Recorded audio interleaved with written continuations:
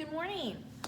This is English 8 for Thursday, March the 26th. It's a little hard sometimes to record knowing the date because I'm not recording them on that same day, so we got to do them the day before, so I have to think about it. But this is for Thursday, March the 26th. Okay, I want to first go over your homework from last night. Okay, so let's look at page 202. And I believe, according to my notes, we left off on number 8. So number 8, you should have circled 4 special events. That is an adverb phrase. Of Brunei is an adjective phrase. In a golden chariot is an adverb phrase. In a golden chariot tells us where, okay? Of Brunei tells us which sultan, which one. Okay, so remember, these are still answering their questions. If it's an adjective, it's going to tell us which one, what kind, how much, how many, or whose. If it's an adverb, it's going to tell us where, when, how often, to what extent, why, or under what condition. Let's go back to our book now. Number 10, Saudi Arabia's future kings will come from the royal family, but will be chosen by a committee. Okay, so from the royal family is an adverb phrase. By a committee is also an adverb phrase. Number 11, the king of Thailand is known for holding a patent on an invention. Of Thailand is an adjective phrase. For holding a patent is an adverb phrase. Holding a patent should also be underlined because that is a noun. That is a what kind of a phrase? Okay, I don't know if you can see over there, but it tells us, remember, we have 4 kinds of phrases. We have propositional phrases, we have participial phrases, and we have gerund phrases and infinitives. Infinitives are 2 plus a verb form. Gerunds are ing words that are used as a noun. Participial phrases are ing, ed, d, t, en, but they're used as adjectives.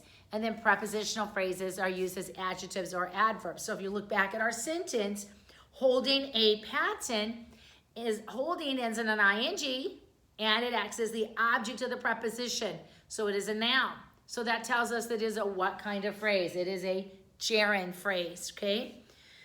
The last one, on an invention, is an adjective phrase. Number 12, Sweden will allow a princess to become queen. A princess to become queen is going to be underlined, and it is used as a noun. Number 13, to be a king or queen today means to be constantly in the spotlight. To be king or queen today, underline that. That is a noun used as our subject. To be constantly in the spotlight also needs to be underlined because it is an infinitive used as our direct object, and in the spotlight should be circled because that's an adverb phrase. That was a little more complicated, but I hope you did well on it. Now, if you remember back to our last chapter, we talked about adjectives and we've talked about adverbs. We've kind of compared the two as we've gone along. Adjectives describe a noun or a pronoun. An adjective answers the questions. Which one? What kind? How much? How many? Or whose? An adverb describes a verb, an adjective, or another adverb. And adverbs answer the questions where, when, how often, to what extent, why, or under what condition. Okay, now we added a couple of new questions there when we talked about phrases. Now, we've also talked about the difference between a phrase and a clause. Okay, now again, we had 4 types of phrases that we've talked about. Prepositional phrases, which we call either an adjective phrase or an adverb phrase, okay? Depending on how it acts. What is its job? Does it describe a noun? It's an adjective phrase. If it describes a verb, then it's an adverb phrase. okay? Then we had participial phrases, we had gerund phrases, and we had infinitives, okay? The thing about all of those, they're not gonna have subjects and verbs. They're gonna be a group of words with one function, and we have ways of knowing what they are, and we just kind of went over those. If it's an infinitive, it has to have to in a verb form. If it's a preposition, it's begin with a preposition and end with its object. Now, what about a clause? A clause must have a subject and a verb, but it cannot express a complete thought, okay? If it's a clause, it's going to be a dependent clause. There are two types of clauses, independent clauses and dependent clauses. Independent clauses can stand by themselves. I am an independent adult. That means I get the rent bill and the food bill and the telephone bill and the electric bill. You get the point. All right. I means I have these bills that come to me because I'm responsible for them. I can live independently. Don't tell my husband. Independently of everyone else, okay? A dependent clause is like a dependent person. You are dependent. You are dependent on someone else paying the rent and paying for the food and paying for the lights because you're a minor. So you're a dependent, okay? In English, when we have dependent and independent clauses, independent clauses have a subject, they have a verb, and they express a complete thought. They have all three things, a subject, a verb, and they express a complete thought. However, a dependent clause will have a subject and a verb, but it will not express a complete thought, okay? Now, dependent clauses can be, if you look at them as a whole, they can describe a noun, which would make them a adjective clause, okay? Or they might describe a pronoun, which would make them an adjective clause. Or this group of words that has a subject and a verb, but it doesn't have a complete thought, might describe or clarify the verb, okay? In which case it's an adverb clause. It might describe something else. Let's look at page 203 in your book, 203 in your grammar book. I want you to look at number 4 in the blue boxes. Okay, it says a dependent clause that modifies a verb, an adjective, or an adverb. It's the same things that a one-word adverb does. Okay, same thing. Okay, it is called an adverb clause. Adverb clauses usually answer the questions where, when, how, why, to what extent, or under what condition. And they're in a little different order, but they're the same questions. Adverb clauses, though, guys, if you remember back, before we talk about adverb clauses, if we remember back to adjective clauses, when we first talked about adjective clauses, I told you adjective clauses begin with a relative pronoun. And I don't think you can see this on camera, but it said, I have them listed. I think my thing is just a little too far out. Who, whom, which, whose, and that. Remember we had the 4 W's and the TH, okay? Who, whom, whose, which, and that. Those are our relative pronouns. Relative pronouns introduce an adjective clause. Let me say it again. Who, whom, whose, which, and that are our relative pronouns. Relative pronouns introduce an adjective clause. The clause has to have a subject and a verb, but not a complete thought. Well, what about adverbs? What about adverb clauses? How am I going to be able to pick them out of my sentences? Adverb clauses begin with a subordinate conjunction. Remember what the word subordinate means. It was one of our vocabulary words first semester. Subordinate means it reports to somebody else. I am a subordinate of Brother Francis. Why? Because I work for Brother John Francis. He's my boss, okay? Now, in a dependent clause, it is part of, in other words, it reports to a more important independent clause. How am I going to find them? I've put on the board here for you. I'm going to turn this a little bit so you can see it a little better, okay? I've put on here all of our subordinate conjunctions. Let's look at what they are, okay? Our subordinate conjunctions are after, although, as if, as much as long as soon as, because, before, if, in order that, since, so that, than, though, unless, until, when, whenever, whether, and while.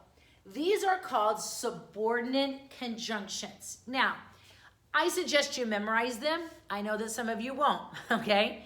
But I really wish you would. It's going to make it a lot easier. Now, there are some subordinate conjunctions that we use more than others, just like there are some words in the prepositional phrases list that we use some prepositions a lot more than we use others, just because of the way our language is structured. There are some subordinate conjunctions we use more often.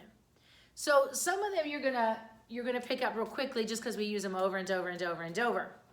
But it's very, very wise a person to memorize these, because next year, 8th graders, when you go to 9th grade with Brother Cooper, he's going to expect you to know these, okay? And so you have a little bit of a challenge here. If you were here at school, I would be going over these every single day with you and saying, memorize these, and we take pop quizzes and we'd say them 4 or 5 times in classes, and I can't do that on the video. But I really want to encourage you to memorize this list, okay? The list is found on number 5 on page 203. Take your pencil, star that, circle it, do something to it in your book so that if you need to go back and reference it, it'll be easy for you to find, okay? Now, a difference between an adjective and an adverb clause is an adverb clause will be separated from the rest of the sentence unless it's essential, okay? And most of the time, we're going to find these subordinate conjunctions starting our sentence or coming toward the end. Now, occasionally, you will have an essential part of an adverb clause and it's left out. You say, well, you just said it was essential. I need it. I do. But because there's no chance of misunderstanding, we are allowed to leave it out. Look at number 6. He finished his work faster than I. Than I is actually an adverb clause. You say, wait, it doesn't have a subordinate conjunction. Exactly. We've left that subordinate conjunction out because there's no way to miscommunicate in this sentence. If we wanted to put it in there, we would say, he finished his work faster than what? Okay? And than is our thing, is our subordinate conjunction. Than I finished my work. Okay? My conjunction's there, but the rest of my clause isn't. Okay? So we can do that. That's called an elliptical clause. Now, ellipticals, we talked about them earlier in the year back on page 156 if you want to go back and review them. Let me remind you that adverb clauses, when they're introduced the sentence, in other words, they're the first word, they're the introduction of the sentence. You have your adverb clause, comma, then the rest of your sentence or your dependent clause. That's going to be a big help in finding them. Okay? I want us to look at the board. It says, though an host should encamp against me, my heart shall not fear. You know, it might be a really good verse for some of us to memorize right now. You know, we don't understand everything that's going on, but we can be reminded that God's in control. God's in control. He knows all about it. Okay, the first thing I want to do is find our verb. Find the verb. Okay, when I look up here at I'm looking at the board, it's the first sentence in your book. The first verb I see is should encamp. Draw 2 lines under should encamp. The next verb I see is shall fear. Make sure you do not include the word not, because not is an adverb, okay? Who or what should encamp? Host. So draw 1 line under host. Who or what shall fear? Who or what shall fear? Heart. Okay? Now, do you see a subordinating conjunction? You should. The word is though. Circle the word though. Though is a subordinating conjunction. That means it says, ding, ding, ding, ding, I have a adverb clause, okay? Since I have an adverb clause, I'm going to put brackets around that clause, and I'm going to begin right here. So I'm going to put a big old bracket right there. And where does it end? Well, I'm going to read it. Remember, it's going to include my subject and a verb, but it's not going to have a complete thought.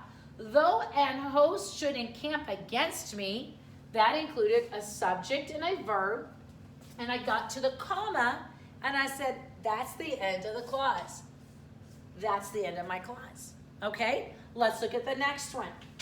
It says, accept the challenges so that you can feel the exhilaration of victory. You know, doing classes online is a challenge. I hope you've taken the challenge and you've been faithful, you've been consistent, you've been honest with your work, because you know you're going to have that, I succeeded. When others around me, they didn't, I succeeded. I was able to do this, okay? So let's look at our verb. Our first verb is accept, okay? Accept the challenges so that you can feel the exhilaration of victory, okay? The next verb is can feel. Who or what can feel? You. You can feel. Who or what can accept? You. This is an understood you. Out beside it, write the word you. And it's going to help you remember that. You accept, you can feel. Now, do you see a subordinating conjunction? I hope you see that it's the words so that. So that. So where is my adverb clause? It's going to begin with my subordinating conjunction so that you can feel the exhilaration of victory. And in this case, it's going to end at the sentence. Now, does every adverb clause either begin at the sentence and go to the comma, or start somewhere in the middle and go to the end of the sentence? No, they can be in the middle. Those are the two most common places, though. Okay? Blessed be the Lord, because he hath heard the voice of my supplication. This is from Psalms 28:6. I hope God heard your voice today. I hope you talked to him. Okay? What is your verb? Okay? What is the verb? The first one is be. Who or what be? Lord. Lord be. Okay? Next is hath heard. Hath heard is the verb. Who or what hath heard? He. He hath heard. Where's my subordinating conjunction? It's the word because. That means my adverb clause begins with the word because he hath heard the voice of my supplication, and it ends with the supplications. Okay? Look now back at your book. Even a fool, when he holdeth his peace, is counted wise. Okay? Find your verbs. They are holdeth and is counted. Who or what holdeth? He. He holdeth. Who or what is counted? Fool. Fool is counted. Where is your subordinate conjunction? It's the word when. Circle the word when. Now we know that our clause begins with the subordinate conjunction, so put your bracket around when, and it goes, when he holdeth his peace, and the other bracket. Okay? Notice that if it's an introductory adverb clause, it's the clause, comma, then your independent sentence. If it's in the middle, adverb clauses most of the time are then going to be set off by a set of commas. Let's look at the next one. My son, if sinners entice thee, consent thou not. What's your verb? Entice and consent. Who or what entice? Sinners entice. That's somebody that's trying to get you to do wrong. What about consent? Who or what consent? It's an understood you. You consent. Okay? Find your subordinate conjunction. It's right here. after, although, as if, as much as long as soon as, because, before, if, in order that, since, so that, than, though, unless, until, when, whenever, whether, while. Which one do you have in your sentence? You have the word if. Circle the word if. If is our subordinated conjunction, so put our bracket before if, and it goes to after the word the. If sinners entice thee, that goes inside brackets. Look at the next one. As a moth gnaws a garment, so doth envy consumeth a man. That's a good thought. As a moth gnaws a garment, so doth envy consume a man. Okay, what are my verbs? Gnaws and consume. Who or what gnaws? Moth. Who or what consume? Envy. Okay, find your subordinate conjunction, as, put your brackets around it, so it is as a moth gnaws on a garment. That right there is the clause, your adverb clause. Number 7, where there is no talebearer, the strife ceaseth. Oh, that's a very good statement. Where there is no talebearer, the strife ceaseth. Okay, what is your verb? Is and ceaseth. Who or what is? Talebearer. Who or what ceaseth? Strife. What is your subordinating conjunction? Where. What is your adverb clause? Where there is no talebearer. In other words, where there's somebody that's not gossiping. Problems go away when people don't gossip. Number 8, if any man love the world, the love of the Father is not in him. Wow, this exercise is chock full of just great verses today. Okay, our verse is love. Our verb is love and is. Who or what love? Man. Who or what is? Love. What's your subordinating conjunction? If. Now, what's your clause? If any man love the world. That's the clause. Now, I hope this makes a lot of sense to you, that it wasn't difficult. Remember, adverb clauses have to tell us where, when, how often, to what extent, why, or under what condition. Adjective clauses, which we studied last chapter, tell us which one, what kind, how much, how many, or whose. I want you to look at page 204. 204. And you know what? Tomorrow, I'm only going to go over the first 3. I want you to do the first 3 sentences, just 1, 2, and 3. Do 1, 2, and 3 on page 204 for your homework. And then we'll make sure that everybody's getting this. Okay? So do sentences 1, 2, and 3, then take your quiz. Because doing 1, 2, and 3 is going to help you with your quiz. All right? I hope you have a great day. I miss you and can't wait to talk to you guys.